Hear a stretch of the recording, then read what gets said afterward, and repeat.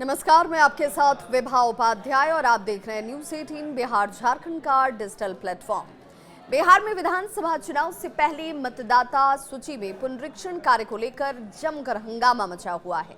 मामला supreme court तक भी पहुंचा। विपक्षी दल इस मुद्दे पर लगातार केंद्र सरकार के साथ ही चुनाव आयोग को घेरते हुए नजर आए। इन सब के बीच अब एनडीए के प्रमुख सहयोगी दल तेलुगु देशम पार्टी यानी कि टीडीपी का जो रुख है उसने सरकार को हैरानी में डाल दिया है। टीडीपी ने आंध्र प्रदेश में मतदाता सूची के विशेष गहन पुनरीक्षण यानी एसआईआर के लिए अब पर्याप्त समय देने का आग्रह कर दिया है। ये माना जा रहा है कि टीडीपी की इस मांग से बीजेपी का सिरदर्द बढ़ सकता है। टीडीपी का ये कहना है कि इसे किसी बड़े चुनाव के 6 महीने के भीतर नहीं कराया जाना चाहिए। साथ ही नवीनतम मतदाता सूची में पहले से नामांकित मतदाताओं को अपनी पहचान पुनः से स्थापित करने की आवश्यकता नहीं होनी चाहिए। पार्टी के एक प्रतिनिधि मंडल की तरफ से निर्वाचन आयोग से यह भी कहा गया कि एसआईआर का मकसद स्पष्ट रूप से परिभाषित होना बहुत जरूरी है। साथ ही मतदाता सूची की बात करें उसमें सुधार और समावेशन यानी कि जोड़ने तक सीमित होना, इसका प्रक्रिया का मकसद साफ दिखना चाहिए। ये स्पष्ट रूप से दिखाता है, ये माना जाता है कि ये अभ्यास जो है इस वक्त जो काम किए जा रहे हैं वो नागरिकता सत्यापन से संबंधित है ही नहीं।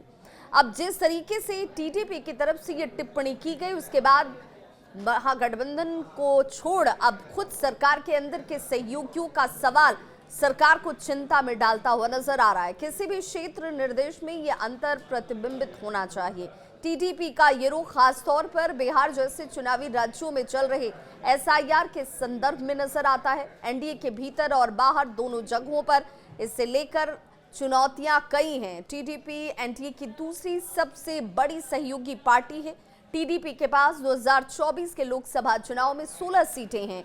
इसका एसआईआर पर सवाल उठाना और इस प्रक्रिया में बदलाव की मांग का करना गठबंधन यानी कि एनडीए के भीतर मतभेद को उजागर करता हुआ कहीं दिखाई तो नहीं दे रहा।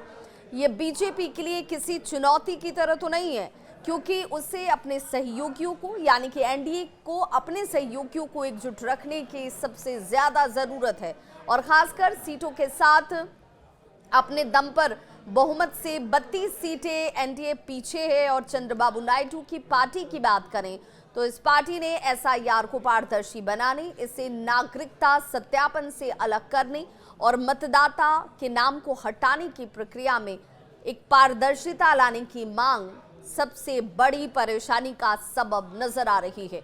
ये मांग बीजेपी को अपनी रणनीति पर पुनर्विचार करने और सहयोगियों के साथ नीतिगत समन्वय बढ़ाने के लिए मजबूर कर सकती है।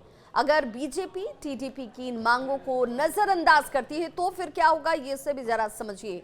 इससे गठबंधन के अंदर तनाव बढ़ सकता है। टीडीपी की मांग विपक्षी दलों और खासकर कांग्रेस और इंडिया गठबंधन की बात करें तो उसको सुकून दे सकती है, जो बीजेपी पर इसे लेकर लगातार हमले कर रही है।